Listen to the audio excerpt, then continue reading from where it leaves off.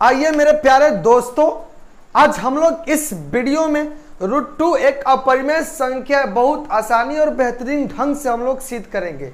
इससे पहले भी कई वीडियो अपरिमेय संख्या पर हमने बना चुके, आप नहीं देखे तो उसको भी वीडियो के अंत में जाकर आप जरूर देखिएगा। तो आइए बिना बकवास किए वीडियो को स्टार्ट करते हैं। देखिए, हमको सिद्ध करना है √2 एक अपरिमेय संख्या है।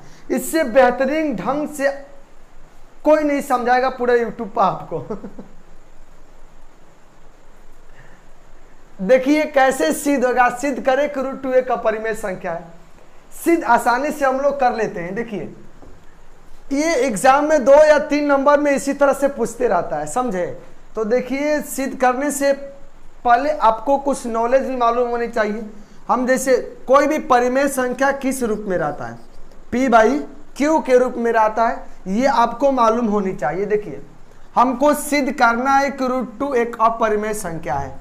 तो जैसे जैसे स्टेप बाय स्टेप हमने लिखते जाएंगे, वैसे वैसे आप भी समझते चलिएगा और कॉपी पर नोट कर लीजिएगा, ताकि कभी बुढ़ौती में आप सभी को रिवीजन करना हो तो रिवीजन करना जरूरी। मतलब किसी के बुढ़ौती में यार बाल बच्चा को पढ़ाना होगा तो आप रिवीजन मार के कैसे भी समझ सकते हैं और उसे बतला देंगे। देखिए, √2 एक अपरिमेय संख्या हम लोग को सिद्ध करना है। तो पहले हम लोग मान लेंगे माना √2 एक परिमेय संख्या, एक परिमेय संख्या है। मान लिए, अब कोई भी चीज पहले मान लो किसी को गलत साबित करना है तो क्या करेंगे, गलत साबित करने के लिए फुसलाएंगे उसको। उसी तरह इसको फुसला रहे हैं कि तू क्या है, परिमेय संख्या है, फुसलाने की कोशिश कर रहे हैं। अब धीरे धीरे फुसलाएंगे, लास्ट में देखेंगे कि परिमेय संख्या पर नहीं फुसिल रहा है, देखेंगे परिमेय संख्या इसको फॉलो नहीं कर रहा है, तो क्या मान लेंगे हम लोग, अपरिमेय संख्या है। तब मान लिए कि √2 एक परिमेय संख्या है। अब बोलिए परिमेय संख्या किस रूप में लिखा जाता है, P/Q के रूप में। तो हमने P/Q के रूप में लिख लिए। अब हम लोग को लिखना पड़ेगा जहां P और Q, अब सभी को जानकारी देना पड़ेगा भाई साहब कौन क्या है, कहां से कौन आया है। देखिए, जहां P और Q एक क्या है, धनात्मक पूर्णांक मान लेते हैं, धनात्मक पूर्णांक है, और इसमें Q0 = 0, और एक इसमें क्या है, P और Q में कोई उभयनिष्ठ गुणनखंड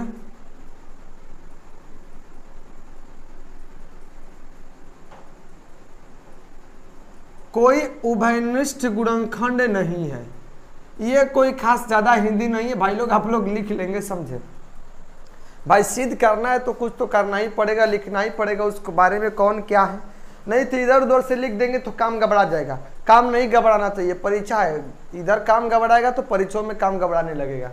एग्जाम में अगर पूछेगा तो भाई से पक्का नंबर आएगा, जरूर 3 नंबर की पूछबे करेगा।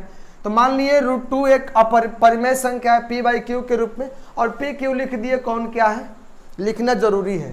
पहचान करा दी, आप लोग पहचान लीजिए P और Q एक धनात्मक पूर्णांक है।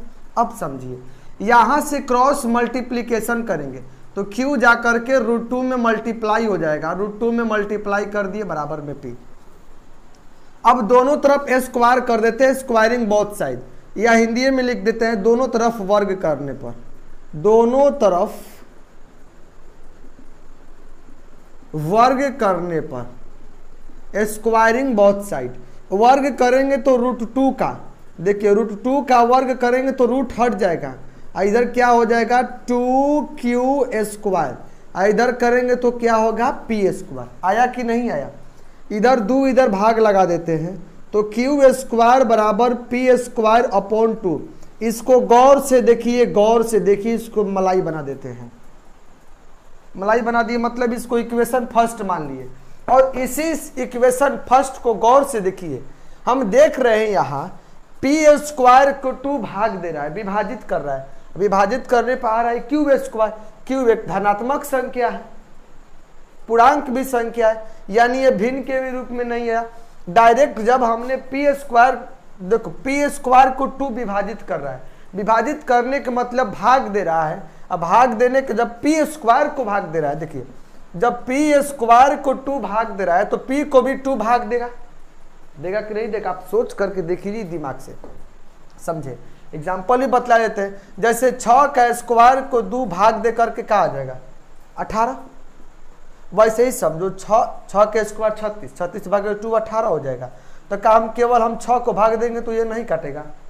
यह भी काटेगा। अब समझे, ये काट दिया तो ये पी स्क्वायर जब 2 पी स्क्वायर को विभाजित कर रहा है तो पी को भी विभाजित करेगा। तो लिखेंगे यहाँ 2 पी को विभाजित करता कर रहा है, समझे। यानी 2p को विभाजित कर रहा है। मान लिए अब मैं 2p को विभाजित कर रहा है, हम p को कुछ भी एज्यूम कर सकते हैं कि नहीं? p को मान लेते हैं 2c। भाई साहब 2 विभाजित कर रहा है p को मान लिए c। देखो p/2 विभाजित करके कुछ ना कुछ देगा। हम p के जगह पर 2c मानेंगे तब पर भी ये 2 कट के विभाजित करके c बचाएगा। हम यहाँ पर एज्यूम कर लिए क्या चीज़? 2c, p बराबर 2c। अब पुट इन इक्वेशन फर्स्ट, यानी पुट इन इक्वेशन फर्स्ट समीकरण 1 में रखने पर, समीकरण 1 में रखने पर दिख रहा है नीचे, समीकरण 1 में रखेंगे हम लोग।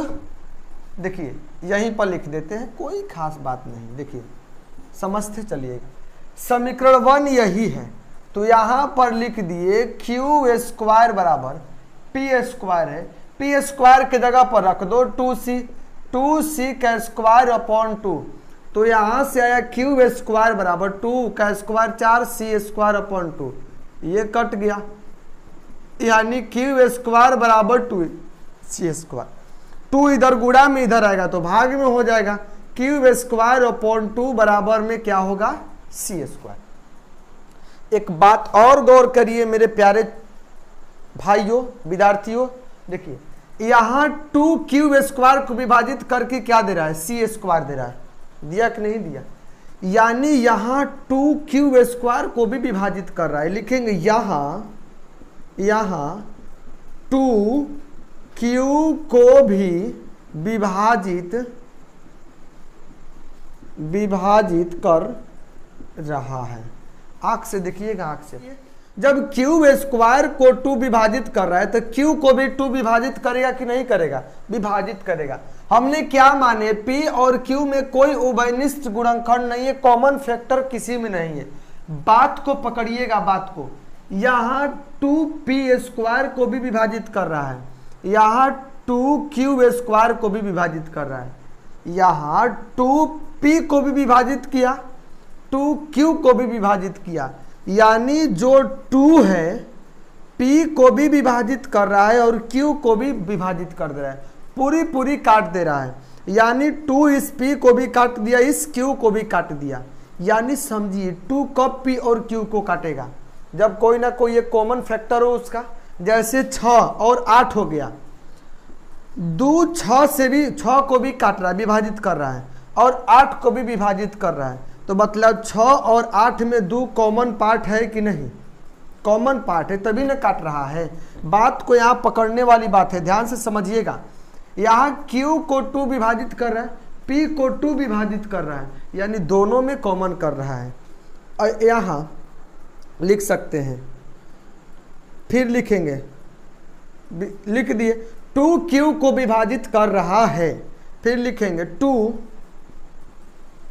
तथा p दोनों को विभाजित किया है, इसलिए 2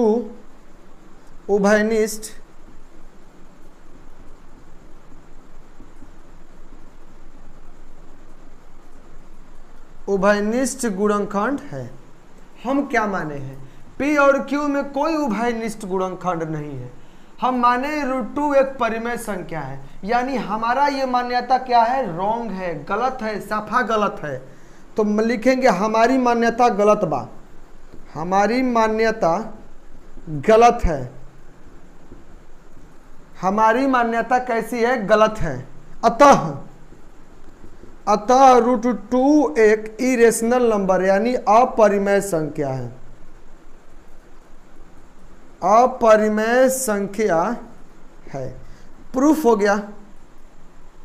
इतना अगर आप परीक्षा में लिख करके आए तो आपको एग्जाम में नंबर जरूर एग्जामिनर जो रहेगा कॉपी चेक करने वाला देगा।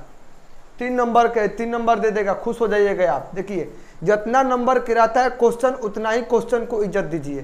ज़्यादा नंबर गिराता है ज़्यादा इज्जत दीजिए, 3 नंबर गिराता है थोड़ा कम इज्जत दीजिए। ये नहीं कि 3 नंबर में पूछा 4 बीघा में सिद्ध कर दिए उसको लिख दिए, तब वो नंबर उतना ही पूछेगा। 5 नंबर में पूछा तो कम से कम 2 पेज में कोई भी आंसर लिख दीजिएगा। सिद्ध करने वाला हो तो लगभग चलिए जाता है, और नहीं किसी को मतलब हिंदी हिंदी में हो तो 5 नंबर में अगर पूछ देगा तो कम से कम 2 पेज आपने लिख दीजिएगा, 2 से 1.5 पेज लिखिएगा, आपको नंबर मिल जाएगा। समझे? तो इसे कॉपी पर जरूर नोट कर लीजिएगा। एग्जाम में अगर टॉप आना चाहते हैं तो इसको याद रखिएगा, ताकि एग्जाम में नंबर कम नहीं। भाई साहब एग्जाम में एक एक नंबर की अहमियत होता है। एक नंबर से कितना विद्यार्थी फेल हो जाता है स्टूडेंट, और कितना स्टूडेंट एक नंबर के कारण टॉप लिस्ट में आ जाता है। समझे? इसलिए आप लोग कोई भी चीज़ पढ़े बारीकी से पढ़े। ज़्यादा दिन अब परीक्षा नहीं है, परीक्षा बहुत नज़दीक आ गया। एक एक दिन कम होते जा रहा है, एक एक मिनट एक एक सेकेंड कम होते जा रहा है, आपका नज़दीक परीक्षा आते जा रहा है। इसलिए अपना पढ़ाई रेगुलर रखें और पढ़ाई करते रहें। वीडियो ये अगर समझ में आया आपको तो वीडियो को लाइक कर दें, चैनल को सब्सक्राइब कर दें और दोस्तों के पास भी शेयर कर दे। देख जरा ही मत करिएगा कि हम सीख लिए तो हमारा दोस्तवा नहीं सीखेगा, उसको भी सिखाइए, उसको भी टॉप बनाइए। तब तक के लिए मिलते हैं नेक्स्ट वीडियो में। और समझिए बेल आइकन को भी दबाइएगा और बेल आइकन दबा के ऑल पे टिप दीजिएगा। समझे? जो सब्सक्राइब बटन टिपेंगे ना तो वहीं पर आएगा ऑल, इसी तरह 3 गो ऑप्शन देता है, आप लोग ऑल पे टिप दीजिएगा, ताकि हम कोई भी वीडियो अपलोड करेंगे तो आपके पास सबसे पहले नोटिफिकेशन जाएगा और आपने सबसे पहले देखिएगा। मिलते हैं नेक्स्ट वीडियो में। जय हिंद, जय भारत।